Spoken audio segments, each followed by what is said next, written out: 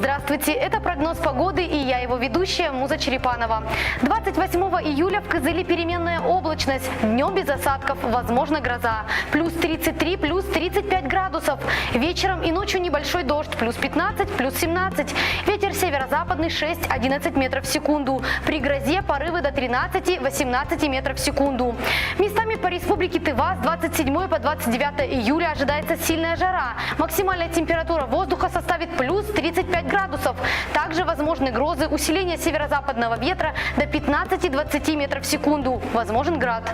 Давление 702 миллиметра ртутного столба. Геомагнитное поле немного неспокойное. Относительная влажность воздуха 48%. Спасибо за внимание и до встречи в эфире.